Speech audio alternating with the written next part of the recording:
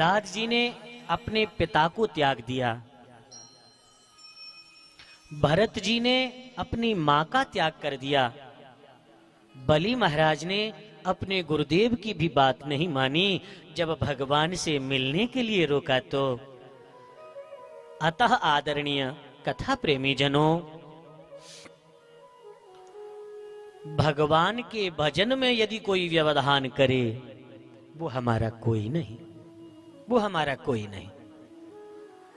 इस प्रकार ऐसा उपदेश किया कि इन 100 में से 99 तो महात्मा बन गए। जो नव योगेश्वर आपने नाम सुना हो वो इन्हीं में से 9 बालक हैं, 9 भाई हैं। अकेले भरत जी महाराज राजा बने हैं, वो भी तब तक जब तक संतान इनकी इस योग्य नहीं हुई कि राज्य का पालन कर सके, राज्य को संभाल सके।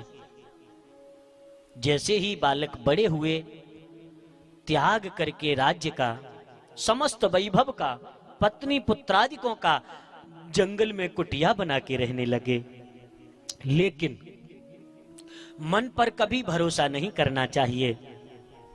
ये मन कब कहां कैसे धोखा दे जाए कोई नहीं जानता। बंधुओं, आज सारा वैभव छोड़कर जंगल में भजन करने आए, लेकिन एक हिरनी के बच्चे के मोह में ऐसे पड़े कि अंतिम समय में न राम की याद है न कृष्ण की याद है। केवल उस हिरण के बच्चे का चिंतन करते हुए इन्होंने अपने प्राण त्यागे। परिणाम, हम जिसका चिंतन करते हुए इस दुनिया से विदा होते हैं, अगला जन्म हमें उसी योनि में प्राप्त होता है, वही जन्म हमें मिलता है। और हुआ भी वही। इन्हें भरत जी को हिरण का जन्म मिला। अब इन्हें बड़ा अपराध बोध हुआ, मैंने कितनी बड़ी गलती की। मानव देह कितने सौभाग्य से मिलता है और मैंने अपने पिता का सत्संग पाकर भी उस जीवन को बिगाड़ लिया। तो ये कभी हरी घास भी नहीं खाते, सूखी घास खाते हैं। एक बार हिरणों की टोली के साथ टहलते टहलते पहुंच गए उसी जगह पर, उसी स्थान पर जहां पर इनकी कुटिया बनी थी। उस कुटिया को देखते ही इनको पूर्व जन्म की स्मृति हो आई और वहीं उस गंडकी नदी में अपने शरीर को आधा डुबा दिया और आधा बाहर पड़ा हुआ है। इसी तरह भगवान के नाम का चिंतन करते हुए इन्होंने देह त्याग कर दिया। भगवान ने एक और मौका दिया। एक आंग्रस गोत्रीय ब्राह्मण के यहाँ इनका जन्म हुआ और संयोग से इस बार भी इनका नाम भरत हुआ। लेकिन यह व्यवहार बिल्कुल जड़ लोगों की तरह करते हैं, जानते हैं लेकिन बताते नहीं, जताते नहीं। सब कुछ पता है लेकिन गाते नहीं। लोग इन्हें जड़ भरत कह करके पुकारने लगे। माता पिता रहे तब तक तो ठीक था, लेकिन माता पिता के जाने के बाद परिवारी जन इनके साथ ठीक व्यवहार नहीं करते। भैया, आजकल इज्जत उसकी होती है जो पैसा कमा के लाए। जो पैसा नहीं कमाता सबसे ज्यादा तो अपने ही उसे सुनाते हैं। लेकिन इन पे तो कोई फर्क पड़ता नहीं। भैया, जो कहना है सो कहते रहो, जो देते सो पा लेते, जो मिल जाता उसमें खुश रहते। एक दिन भाइयों ने कहा कि जाओ, तुम यहाँ बैठे रहते हो, जाकर के खेत में कितने पक्षी सारी फसल बर्बाद कर रहे हैं, कुछ हमारा मदद किया करो, हम लोग कितने काम संभालें। जाकर के पहुंचे, खेत में बैठे हैं, नन्हे नन्हे पक्षी आ रहे हैं, आकर के बड़े प्रेम से चुग रहे हैं। सोचने लगे, इन्हें क्यों भगाऊं मैं, हैं? राम जी की चिड़िया, राम जी को खेत, खाओ री चिड़िया भर भर पेट। राम जी की चिड़िया, राम जी को खेत, खाओ री चिड़िया भर राम जी की चिड़िया राम जी का खेत, खाओ री चिड़िया भर भर पेट। राम जी की चिड़िया राम जी को खेत, खाओ री चिड़िया भर भर पेट। हरे रामा राम रामा हरे हरे, हरे रामा राम रामा हरे हरे। हरे रामा राम राम हरे हरे। हरे कृष्णा कृष्णा कृष्णा हरे हरे। हरे कृष्णा कृष्णा कृष्णा हरे हरे। शाम होते होते जब भैया लोग आकर के देखे कि खेत में तो एक भी बाली बची ही नहीं है, सारा का सारा फसल पूरी की पूरी चुग गई चिड़िया, धक्का दे के भगा दिया, चल तू वास्तव में ही किसी काम का नहीं है। सोचे में तो यही चाहता था, कैसे भी ये कहे तो सही कि तू जा यहां से। उसी समय घर छोड़ दिया, जंगल में परमहंस रूप में विचरण करते हैं, जो मिल जाता है सो पा लेते हैं। और इस प्रकार एक बार इनकी भेंट होती है राजा रहुगण से। यह रहुगण राजा भगवान कपिल के पास ज्ञान लेने के लिए जा रहा था, सत्संग के लिए जा रहा था। पालकी में बैठ के पालकी ढो रहे हैं कहार। उनमें से एक व्यक्ति को बुखार आ गया, ठंड के मारे वह कांप रहा है, उससे चला नहीं जा रहा। तब उसने निवेदन किया, महाराज मैं असमर्थ हूं, मैं नहीं चल सकता कैसे भी। तो बोले जो भी तुम्हें मिल जाए उसे पकड़ लाओ, क्योंकि सारी प्रजा हमारे लिए तो सेवक के समान है।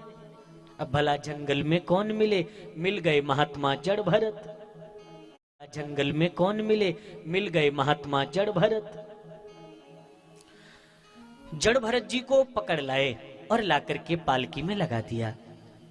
बंधुओं, संत जनों का अपना जीवन होता है, वह किसी को भी मन वाणी से भी कष्ट नहीं देना चाहते, दुख नहीं देना चाहते। जब ये रास्ते में चल रहे थे, देखा कि कुछ जीव छोटे छोटे रेंग रहे हैं। अब भला वहां पैर कैसे रखें, तो ये उछल गए। अब पालकी ढोने वाला यदि उछलेगा तो बैठने वाले का तो भैया सीताराम, हाँ उसकी तो खोपड़ी फूट गई। डांटने लगा है। आदरणीय बंधुओं, तब बहुत देर हो गई। राजा रघुगण बोला देखो ढंग से चलो, यदि नहीं चलोगे तो ऐसी चिकित्सा करूंगा कि हमेशा याद रखोगे। तो आज जड़ भरत जी महाराज बोले, जो अभी तक कभी नहीं बोले थे ना, वो आज बोले और कहा कि राजन, तुम मेरी क्या चिकित्सा करोगे? तुम ज्यादा से ज्यादा दंड दोगे, मारोगे, पीटोगे तो इस शरीर को, मैं तो शरीर नहीं हूं, और जो मैं हूं उसे तुम पहचानते भी नहीं, तो भला तुम मेरी चिकित्सा करोगे कैसे? अरे राजन, फूलों का इत्र निकाला जा सकता है, फूलों का सार इत्र बनाया जा सकता है, लेकिन इत्र को निचोड़कर तुम क्या निकालोगे? आटे को पीस करके मैदा बना सकते हो, लेकिन मैदा को भी पीस करके क्या बनाओगे? मैं तो बिल्कुल इत्र समझ लो, मैदा समझ लो, मेरा तुम कुछ नहीं कर सकते। बंधुओं, जैसे ही यह रहुगण ने देखा जाना, तुरंत अपनी पालकी से कूदकर चरणों में प्रणाम किया। देखा ये कोई संत है, मैं पहचान नहीं पाया, और बड़ा दिव्य सत्संग महाराज जड़ भरत और राजा रघुगण के बीच में हुआ है। कहते हैं कि भैया, जो व्यक्ति इस धरती पर आता है और जैसे कर्म करता है, उन कर्मों के प्रतिफल स्वरूप उसे स्वर्ग और नरक आदि की प्राप्ति होती है। यदि हम अच्छे कर्म करते हैं तो उन कर्मों का फल हमें स्वर्ग आदि लोक प्राप्त होते हैं। यदि हम दूसरों के साथ धोखा करते हैं, अन्याय करते हैं, अनाचार दुराचार करते हैं, पाप करते हैं, तो मेरी माताओं, उसका फल हमें नरक में जाकर के भोगना पड़ता है। कुछ लोग कहते हैं कि अत्रैव नरकः स्वर्गः, यही नरक है और यही स्वर्ग है। आप परिवार में जिस घर में रहते हैं, उस परिवार में न आपकी बच्चे आपकी बात मानते हैं, न आपकी पत्नी आपकी इज्जत करती है, न परिवार के लोग आपको कुछ भी समझते हैं, तो वही तुम्हारे लिए नरक है, वही नरक के समान है। और यदि घर में पत्नी तुम्हारे मन के अनुसार चलने वाली हो, बच्चे तुम्हारे आज्ञाकारी हो, तो वही घर स्वर्ग है, वही स्वर्ग है। लेकिन जो जैसे हम कर्म करते हैं, उन कर्मों के प्रतिफल स्वरूप हमें नरक जाना पड़ता है। महाराज परीक्षित ने जैसे ही नरकों का नाम सुना तो पूछा, नरका नाम भगवन किम देश विशेषा अथवा वही स्त्रीलोक्या आहो स्विदंतराल इति। ये नरक क्या होते हैं और ये वास्तव में हैं भी या लोग वैसे ही डराने के लिए कहते हैं? भगवान, किस पाप को करने से किस नरक में जाना पड़ता है, ये हम जानना चाहते हैं। तो आदरणीय कथा प्रेमी जनों, कहा कि जो व्यक्ति मानव जीवन पाकर, मानव देह पाकर के व्यर्थ ही दूसरों को सताते हैं, पाप कर्म करते रहते हैं, लोगों के साथ छल करते हैं, धोखा करते हैं, ऐसे लोगों को मरने के बाद नरक में जाना होता है। जैसे ये जो हमारा शरीर है, इसे पांच भौतिक शरीर कहते हैं। यह पंच तत्वों से बना है। माताएं थोड़ा ध्यान दें। जय सिया राम। यह जो शरीर है ना, यह पांच भौतिक शरीर है, पंच तत्वों से बना है। लेकिन जब हमारी मृत्यु होती है, तब यह भौतिक शरीर तो छूट जाता है, लेकिन इसके अंदर से एक सूक्ष्म देह पैदा होता है, सूक्ष्म देह प्रकट होता है, जो केवल वायु तत्व से बना होता है। और वायु तत्व से बना होने के कारण हम उसे आंखों से देख नहीं पाते, लेकिन उसे अनुभव सब उसी तरह से होता है। हमने जीवन में जो भी किया है, हम सोचते हैं कि हमें गलत कर्म करते देख कौन रहा है, हमें पाप करते देख कौन रहा है, हमने तो छुपके काम कर लिया। लेकिन नहीं, भगवान ने हमारे लिए 10 कैमरे लगाए हैं। ध्यान रखना, हर समय प्रतिपल तुम्हारे किए गए एक एक कर्म का हिसाब किताब होता है, एक एक तुम्हारा किया गया कर्म रिकॉर्ड होता है।